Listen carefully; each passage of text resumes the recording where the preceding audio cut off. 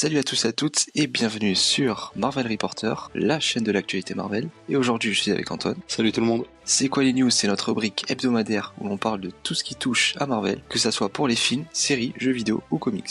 Antoine, on a quoi au programme cette semaine? Cette semaine on va revenir sur Marvel forcément, mais du côté de chez Marvel, partenariat avec Hulu, Marvel Studios et un peu de Marvel FX. Vous allez voir. Alors on attaque tout de suite avec la plateforme Hulu. On va revenir très brièvement sur la saison 2 de Runaways. Il n'y aura donc pas de critique sur la chaîne, du coup on revient quelques instants dessus. Je vous mets une balise spoiler en haut à droite, donc si vous n'avez pas vu la saison 2, je vous conseille de couper le son de la vidéo et le remettre lorsque celle-ci disparaît. Alors Antoine, est-ce que tu as quelques mots à nous dire sur la série? Qu'est-ce que j'en ai pensé? Bon, alors, il faut savoir déjà que je ne l'ai pas fini, je suis à l'épisode 6, je crois, 5-6, et j'ai vraiment du mal, je ne rentre pas dedans, ça ne me plaît pas. Alors je sais pas si c'est parce que j'ai pris le pli, en fait, de regarder de bonnes séries Marvel, entre guillemets, avec Agent of S.H.I.E.L.D., Daredevil, bon, c'est vrai qu'il y en avait pas mal de moyennes, Iron Fist, Luke Cage, je me prononcerai pas sur Punisher, on y reviendra pendant la critique, mais non, je rentre pas dedans, je trouve ça pas bon, en fait. C'est d'un niais. C'est trop teenage à mon goût, et les persos il y en a très peu d'intéressants, à part la relation entre Alex et Darius, mais qui pareil s'expédie dès l'épisode 4 parce que Darius meurt. Enfin ça m'a dégoûté, c'est ce truc qui me maintenait, parce que j'aimais bien un peu cette relation père-fils entre guillemets, où Darius s'occupe d'Alex mieux que son père, mais pareil moi ça m'intéresse pas, je connais pas le dénouement à la fin, mais les persos sont un chiant. Gert, t'as envie de la taper, c'est la typique social justice warrior où non mais moi j'ai des problèmes en fait, j'ai de l'anxiété quoi, c'est bon, ferme-la. Donc des persos plus insupportables qu'autre chose, et son mec c'est un vrai canard. Je ne supporte pas. Donc bref, j'en garde pas un bon souvenir. Je suis déçu parce que pourtant j'avais plutôt bien apprécié la saison 1. Là j'ai vraiment eu du mal. Même j'ai même pas voulu la binge-watcher, c'est pour dire. Donc bon, s'il y aura une saison 3, je pense que je me forcerai à finir la saison 2 pour sûr. Mais je prends vraiment pas de plaisir. Pour le coup, moi j'ai réussi à terminer la saison 1. Mais à chaud, j'avais dit que la saison était plutôt cool à regarder, qu'il y avait de bonnes scènes d'action, mais il est vrai que la série n'est pas énormément marquante. Je serais incapable d'en parler en détail là sans note. C'est pas une mauvaise série comme Inhumans par exemple, mais c'est pas une très bonne série non plus comme Daredevil. C'est entre deux. Non voilà, il y a un certain palier, comme je disais c'est pas mauvais, mais c'est pas bon non plus. C'est que franchement, je sais pas pourquoi j'ai cette réaction là, entre la première et la seconde saison. Peut-être parce que je m'attendais à ce que ça continue dans ce standard là, et qu'au final ils sont allés peut-être trop loin dans leur délire à nier. Mais à partir du moment où moi je trouve qu'ils sont devenus Runaways justement, c'est devenu chiant comme la mort. Genre vraiment, déjà ce côté un peu Runaways, on court un peu après le temps, après nos parents, machin, c'est expédié, on dirait les Goonies en fait. C'est un remake des Goonies avec un dinosaure. Donc non, pour moi c'est un non, c'est que mon avis. S'il y en a qui s'appelaient, forcément, bah tant mieux pour vous. Moi j'ai pas aimé. Voilà, je pense pas qu'il faut se mettre trop d'attentes, c'est une série destinée pour un public jeune. Certes, tu vois, mais bon, le fait qu'il y a un écart entre la saison 1 et la saison 2, il y a un petit problème. Après, j'ai vu la série après la saison 2 de Punisher, donc ça a peut-être aussi un peu joué sur mon évaluation. J'essaierai de la finir, en attendant je donne mon verdict, je reviendrai pas dessus, pour moi c'est non. Voilà, c'est dit. Voilà, donc on a pas assez de matière pour en faire une vidéo à part. Par contre, Punisher, il y aura sûrement une vidéo dans la semaine. Du coup, on quitte Hulu et on va sur Freeform. On a eu la date de la saison 2 de Cloak and Dagger, donc elle sort le 4 avril. Pour ma part, j'ai vu la saison 1 et j'avais plutôt bien aimé. Donc j'ai trouvé que c'est un peu au-dessus de Runaways, donc j'aurais un peu plus d'attente déjà. Et j'ai hâte de voir ce qu'ils vont faire dans la saison 2, voilà, donc on n'a pas trop d'infos encore. Pour le coup, moi j'ai pas du tout regardé, peut-être par manque de temps et un peu de flemme aussi. Non mais j'avoue que c'est un de mes regrets parce qu'apparemment la série est vraiment dingue. Et c'est des persos que j'aime vraiment bien en fait. Dans les comics, quand il y avait généralement des interactions, que ce soit avec Doctor Strange, Spider-Man ou même Captain America, je trouvais qu'ils apportaient vraiment quelque chose, et une dynamique en fait dans les conflits, par exemple dans Civil War, tu vois, où il y avait un moment où je me souviens que Cloak jouait un rôle, je crois, entre un affrontement entre Captain America et Iron Man, et un rôle vraiment crucial pour cet affrontement, et j'ai trouvé ça juste dingue, c'était bien écrit. Encore Civil War, ça reste à mon goût un des meilleurs comics de ces 20 dernières années, mais non, j'attends de regarder, je me ferai ça, je pense, pendant des vacances, je binge-watcherai, mais pour le coup, la période à laquelle elle tombe, c'est un peu surprenant, puisque c'est un peu la grosse période, que ce soit au cinéma ou même à la télé. C'est ça, oui, c'est le mois de Game of Thrones, Avengers. Ouais, c'est quand même un gros mois, donc je sais pas si les audiences seront là. Donc ça se peut que sur le service justement streaming d'Amazon, il y ait plus de personnes. Aux US, je veux pas m'avancer, je sais qu'elle est sur Freeform, après est-ce qu'elle est sur Amazon, je saurais pas vous dire. En attendant, j'attends de voir, je reviendrai quand j'aurai forcément fini la série. Mais oui, écoute, plus de contenu Marvel, on va pas s'en plaindre, si ça reste du bon contenu. Et de ce que j'en ai entendu, bon, c'est loin d'être décevant. On enchaîne avec Marvel Studios, et apparemment Kevin Feige aurait proposé à Chris Evans de diriger quelques épisodes de séries Marvel Studios sur Disney+. Alors c'est pas impressionnant étant donné que Chris Evans avait déjà montré son intérêt pour jouer la cape de réalisateur un peu. Il avait notamment réalisé un film, Before We Go, en 2015. Pour revenir un peu dessus, c'est pas excellent, mais je trouve que c'est franchement une bonne histoire, une belle histoire d'amour un peu. Alors c'est pas néant cucu machin, c'est assez spécial quand même comme film, mais intéressant. Si jamais vous l'avez pas vu, franchement je vous conseille de le regarder. Il dure pas très longtemps, je crois 1h30 même pas. Donc voir Chris Evans derrière la caméra, j'aurais aimé qu'il fasse un peu plus de preuves en tant que réal, mais pourquoi pas en fait. Je me dis si c'est quelqu'un qui a vraiment pris l'essence Marvel Studios, je veux dire en tant qu'acteur, qui essaye de retranscrire ça en tant que showrunner, et le fait que lui-même ait joué dans des films, ça peut énormément jouer en fait, parce qu'il pourrait diriger les ambiances, les choses comme ça dans les séries. Par exemple, il a énormément travaillé avec Joe et Anthony Russo, pourquoi pas éventuellement s'inspirer de leur travail sur les Captain America et sur les 2 Avengers pour retranscrire ça dans une ou plusieurs séries, pourquoi pas. Je sais pas ce que t'en penses, je sais pas si t'as vu son film, donc moi je trouve, à mon humble avis, parce qu'il a été réalisateur et acteur dans ce même film, honnêtement c'était pas mauvais, c'était pas incroyable non plus, mais c'était sympa. Bah pour le coup j'ai pas vu son film non, mais je pense pas qu'il aura de problème à gérer une série ou même quelques épisodes, parce qu'on sait que chez Marvel Studios ils sont très bien intégrés, souvent c'est des yes man qui viennent, donc par exemple des réalisateurs qui n'ont pas fait énormément de films. Donc c'était pour les frères Rousseau, ils avaient pas fait beaucoup de films avant Captain America. On a eu ça pour Ant-Man aussi. Mais ouais, en plus, s'il a travaillé beaucoup de fois avec Kevin Feige et dont les frères Rousseau, je pense pas qu'il aura de difficulté à gérer des épisodes.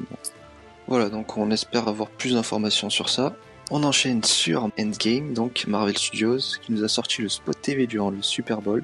Donc ça dure 30 secondes, on n'a pas énormément de détails. On a bien sûr un petit aperçu des 15 premières minutes du film, comme on avait eu l'information. Donc on peut pas vraiment théoriser dessus. On a juste quelques scènes qui peuvent nous permettre de chercher des informations sur le film. Je sais que t'en as recueilli quelques-unes, Antoine, si tu veux nous en parler. Bon, d'abord, j'aimerais revenir sur ce match. Qu'est-ce que c'était que ça?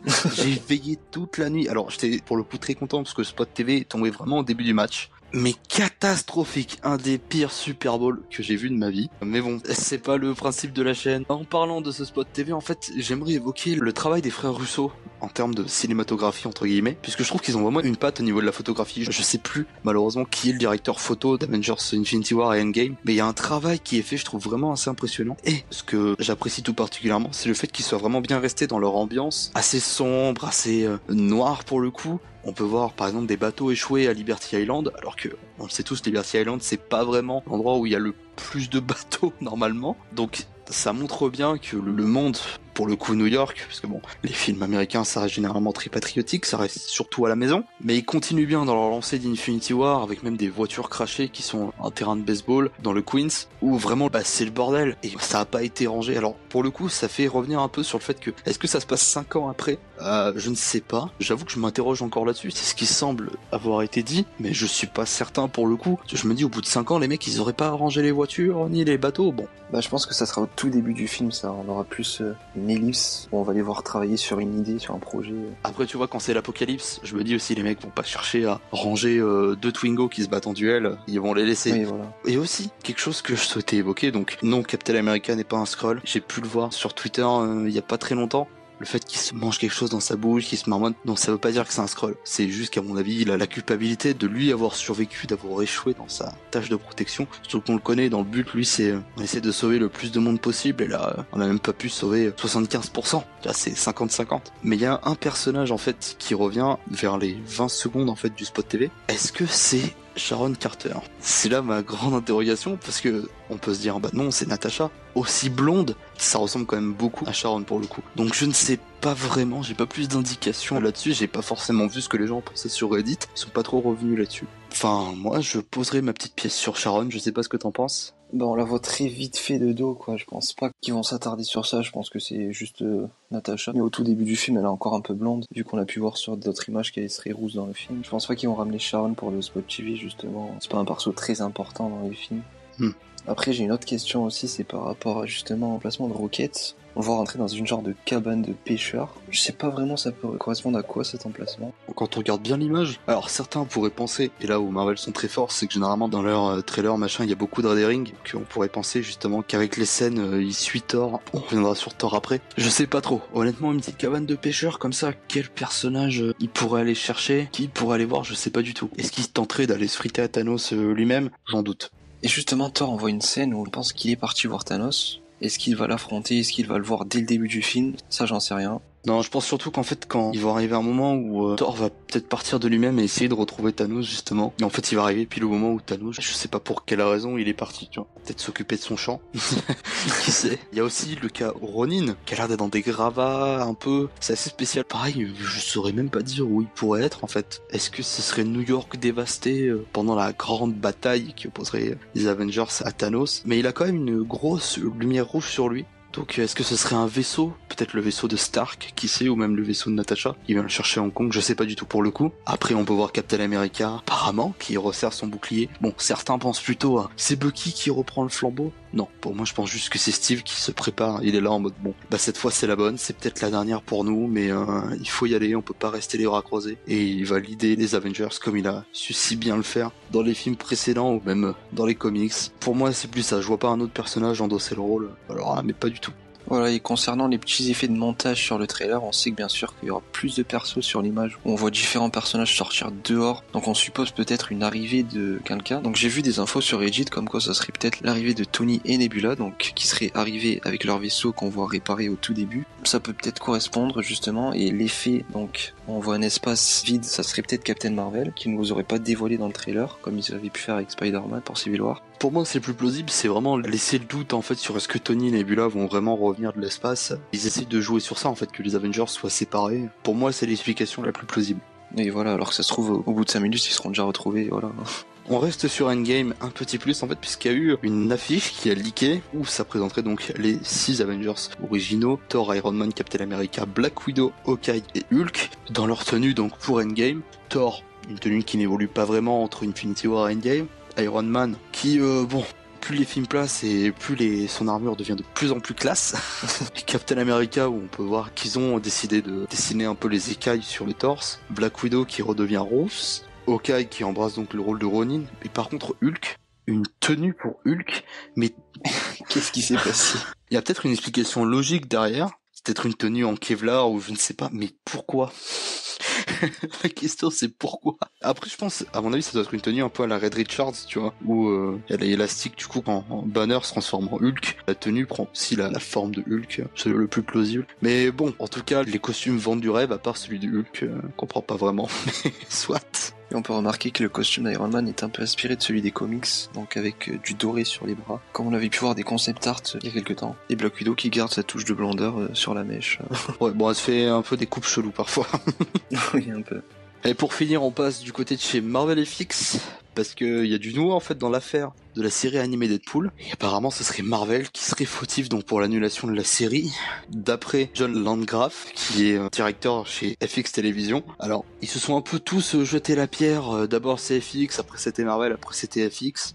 C'est pas une news très importante, soit, mais j'aimerais revenir sur l'idée de cette série, qui donc devait être réalisée et Deadpool devait être incarné par Donald Glover. Pour moi, c'était plutôt une bonne idée, mais quand le script en fait a leaké suite à l'annulation de la série, je sais pas si t'avais lu, c'était le script de l'épisode 1, mais ça avait l'air pas ouf en fait. Alors certes, c'était dans l'idée de Deadpool, hein, assez trash, assez vulgaire. En fait, c'était plus débile qu'autre chose, je trouve. Ça avait pas vraiment d'intérêt. Donc je peux comprendre que Marvel ait décidé de pas la faire si pour le coup ça respectait pas vraiment leur cahier de charge à eux. S'ils avaient envie d'aller dans telle direction avec Deadpool, je sais pas ce que t'en penses vis-à-vis de cette série annulée. Bah à vrai dire, j'avais vraiment aucune attente pour cette série. Je pense même pas que je l'aurais regardée si elle serait sortie, donc ça me fait un peu ni chaud ni froid quoi. Alors après, normalement ça aurait dû être sur le papier dans la veine un peu de ce qu'on connaît chez BoJack Horseman, Futurama et un peu ces séries animées là. Donc c'est dommage parce que ça aurait pu être quelque chose d'intéressant, mais je suis pas déçu et je suis pas content que ça ait été annulé, mais comme tu le dis, ça me fait ni chaud ni froid. Peut-être que quelqu'un reprendra le flambeau, qui sait, Ryan Reynolds prêtera peut-être une nouvelle fois sa voix et décidera de diriger une série animée après l'avoir incarné au cinéma. Qui sait? En attendant, c'en est tout pour les news de cette semaine. On vous remercie de nous avoir écoutés. Comme d'habitude, on le répète, certaines news sont disponibles sur notre Twitter. Vous avez tous les liens dans la description. N'hésitez pas à nous suivre sur Apple Podcast, SoundCloud et Twitter forcément. Moi pour le coup, je vous dis à la prochaine. Bye tout le monde. À la prochaine.